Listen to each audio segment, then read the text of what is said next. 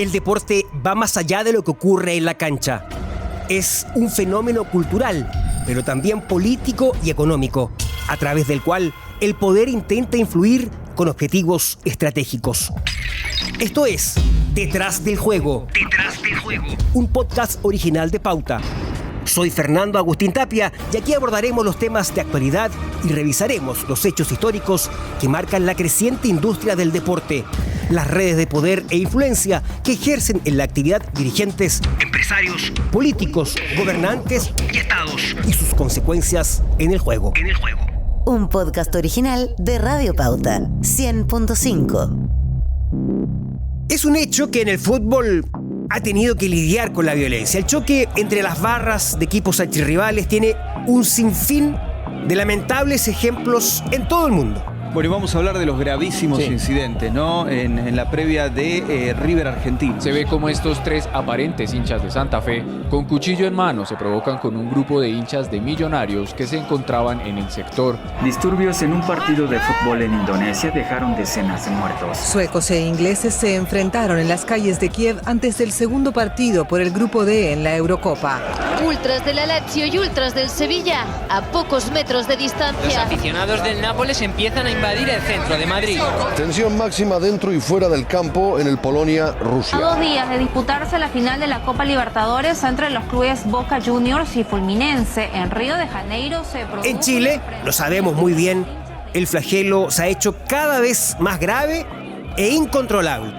El pasado domingo el fútbol chileno mostró su peor cara, luego de un enfrentamiento entre fanáticos y la policía antidisturbios en el Estado Nacional de Santiago, previo al esperado partido entre el Colo-Colo y Barnechea. Serios incidentes que comenzaron pasados unos minutos de haber iniciado este partido por Copa Libertadores que enfrentaba a Universidad de Chile con Internacional de Porto Alegre. Hasta aquí un problema sin solución en Chile, como decimos, y en muchos países.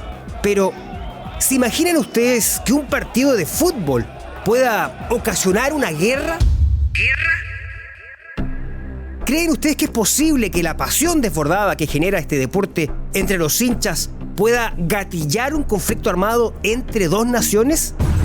Estamos hablando de movimiento de tropas, intercambio de disparos de artillería, tanques avanzando en la frontera y vuelos mortales de aviones de caza.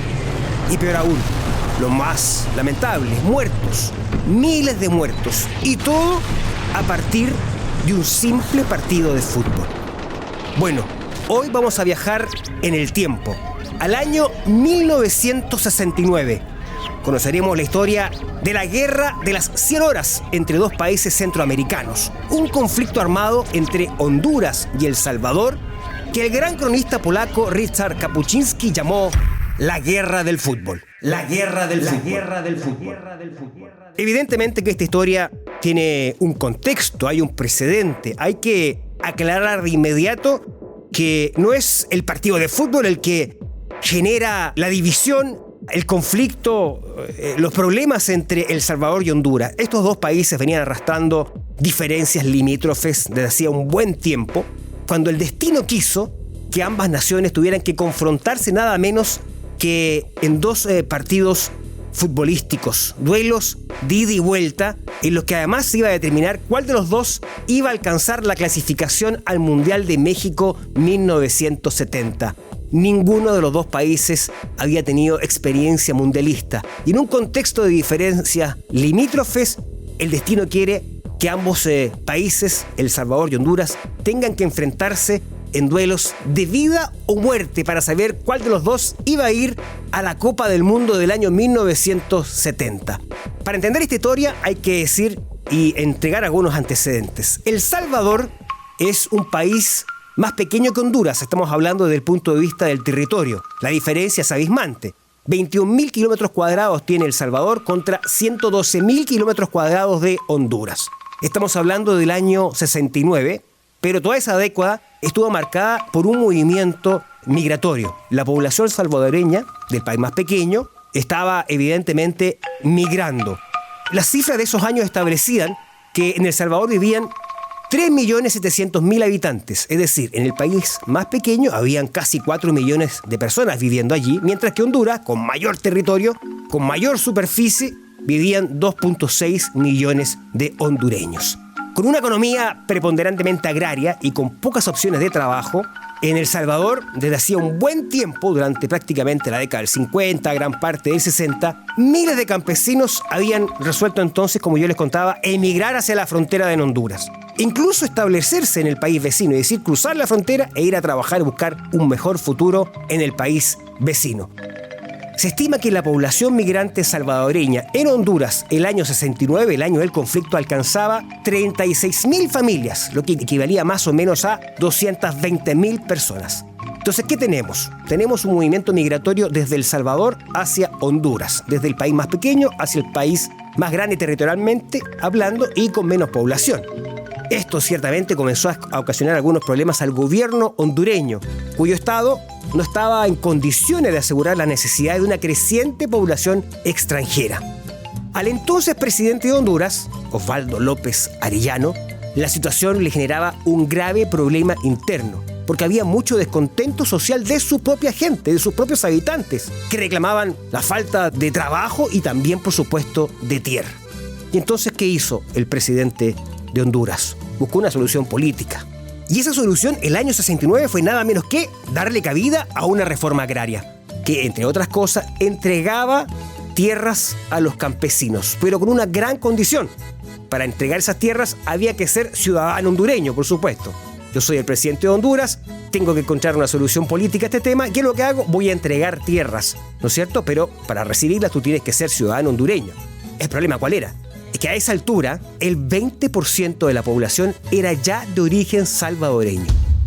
Y no tenía papeles, no habían registros oficiales que comprobasen, por ejemplo, la titularidad de las propiedades que ellos mismos habían comprado. Es decir, habían salvadoreños que en medio de esta irregularidad, movimiento migratorio, se habían instalado en Honduras, habían comprado tierras, pero no tenían papeles para registrar, para acreditar efectivamente la propiedad. Entonces hubo un descontrol total, absoluto. Evidentemente que comenzó a haber ahí una entrega de tierras del gobierno hondureño a sus propios habitantes y pasando a llevar lo que habían logrado en algunos años también población salvadoreña que vivía de manera irregular en ese país. Hubo persecución, una situación que acarreó lamentablemente mucha violencia y obligó a más de 20.000 salvadoreños a tener que regresar a su país de origen. Un éxodo masivo en medio del caos. Imaginen la situación.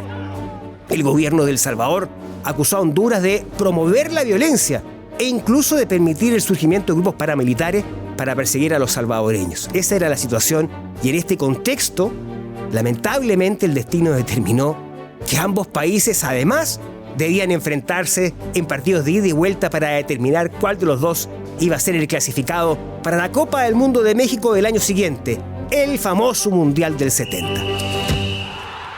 Ninguno de los dos países, como ya les había contado, había clasificado jamás a un mundial. Imaginarán entonces la efervescencia agravada por la situación política descrita. Todo era una olla a presión a punto de explotar. El domingo 8 de junio de 1969 se jugó el primer partido en Tegucigalpa, en Honduras. El periodista polaco Ryszard Kapuściński relató en su libro La guerra del fútbol lo siguiente. La selección de El Salvador llegó el día anterior a Honduras y todos sus miembros pasaron la noche en blanco en el hotel. No pudieron dormir porque fueron víctimas de una guerra psicológica que desencadenaron los hinchas hondureños. La multitud arrojaba piedras a los cristales y a cada momento estallaban con estruendo los petardos.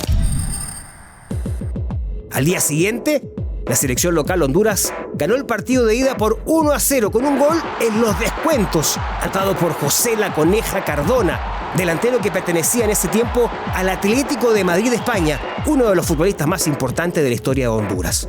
Ese era el contexto, 1-0 a favor de los locales en el partido de ida, pero faltaba la revancha que se jugaría exactamente una semana después en El Salvador. Esta vez fue la selección hondureña la que no pudo conciliar el sueño la noche anterior. Una multitud de hinchas asaltó el hotel donde se encontraba el equipo de Honduras, rompiendo vidrios y arrojando kilos y más kilos de huevos podridos, incluso al interior de las habitaciones, ratas muertas y, según las crónicas, trapos apestosos. Incluso una bomba casera fue lanzada, la que afortunadamente no explotó. Así estaba lamentablemente la situación. la selección de hondureña viviendo una presión enorme. Los jugadores debieron refugiarse en la azotea del hotel ante la amenaza de que este recinto iba a ser tomado por los encolerizados hinchas. Ningún jugador hondureño pudo dormir en el lugar, en el hotel de concentración, y debieron salir en grupos de a 2 o 3 por sitios anexos para refugiarse en casa de compatriotas, e incluso fue habilitada la embajada de Honduras para que los jugadores de su selección pudiesen pasar la noche. A la mañana siguiente, y tras volver a reunirse en el mismo hotel, debieron aceptar ser llevados hasta el estadio nada menos que en camiones blindados. Estamos hablando, sin duda, de una situación extrema. En la cancha, el partido se disputó y terminó 3-0 a favor del local. Menos mal, dijeron después los propios hondureños, porque de allí no iban a salir vivos si ganaban el partido. El traslado hacia el aeropuerto se hizo apenas finalizado el compromiso, también en carros blindados, pero los pocos hinchas hondureños que se habían atrevido a ir al estadio para apoyar a su selección cruzar la frontera corrieron peor suerte. Fueron golpeados sin piedad, empujados a patadas hasta la frontera. Ese día murieron 2 personas, hubo decenas de heridos y más de 150 autos de hondureños fueron quemados. En esa misma jornada, la frontera de ambos países debió ser cerrada. En la cancha, Honduras había ganado el partido local 1-0 en la ida, y en la vuelta El Salvador había impuesto su condición de local por 3-0. Por entonces no corría esto de la diferencia de goles, y ambas selecciones tuvieron que enfrentarse en un tercer partido de definición, esta vez en terreno neutral, el que se jugó el 27 de junio de 1969 en Ciudad de México, precisamente la que iba a ser la sede del ansiado Mundial. Ese partido fue muy intenso, un partido, como decimos, de ida y vuelta en términos futbolísticos, que terminó en los 90 minutos con un empate 2-2. Imagínense lo que estaba sucediendo, la presión que había, la efervescencia de los hinchas. Y atención, que en este momento parece dar un concierto don Abel Aguilar, indicando la finalización de los 90 minutos.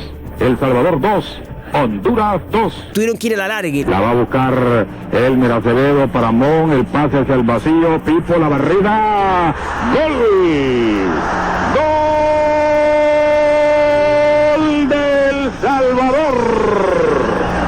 La selección de El Salvador consiguió el gol del triunfo para anotar en el global un 3-2 de manera dramática, alcanzando una histórica clasificación al Mundial, que de paso elevó los sentimientos nacionalistas.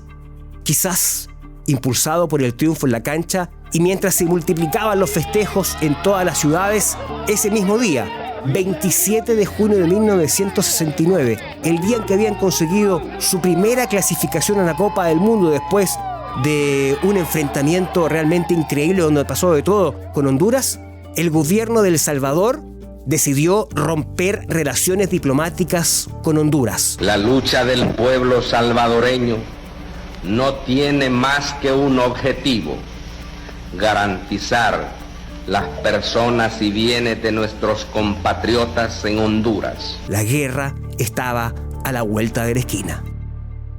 Nuestro honor así lo exige. Hoy mismo estaremos entrando a San Salvador. Y esta llegó el 14 de julio de 1969, exactamente 17 días después del partido decisivo que se había jugado en México. El Salvador movilizó sus tropas y bombardeó varias ciudades de Honduras, incluyendo la capital, Tegucigalpa. Durante 4 días hubo combates y acciones bélicas entre ambos países, especialmente en la frontera. En ese breve periodo, se calcula, hubo entre 4.000 y 6.000 muertos, la gran mayoría, por supuesto, civiles. Algunas fuentes señalan además que hubo unos 15.000 heridos. Las cifras nunca fueron exactas y confiables, pero se estima que cerca de 100.000 salvadoreños que residían en Honduras fueron obligados a regresar a su país. Afortunadamente, la acción diplomática de la OEA, Organización de Estados Americanos, permitió un cese al fuego 100 horas después de estallado el conflicto. Efectivamente, no fue el fútbol el causante de este breve pero triste episodio histórico, de esta guerra entre dos naciones latinoamericanas. Pero hay coincidencias en que los sentimientos nacionalistas, exacerbados por los duelos de clasificación a un mundial de fútbol, gatillaron el enfrentamiento armado. El conflicto se arrastraba de hacía muchos años antes de explotar, y los partidos en la cancha simplemente potenciaron el odio mutuo. En El Salvador y Honduras hablan de la guerra de las 100 horas, El conflicto armado que los enfrentó en 1969 durante 4 desgraciadas jornadas. 4 días que el escritor polaco Richard Kapuściński, testigo en esos días en Centroamérica, bautizó como la guerra de fútbol, en el libro que relató estos desgraciados hechos y recomendamos, escrito el año 1978.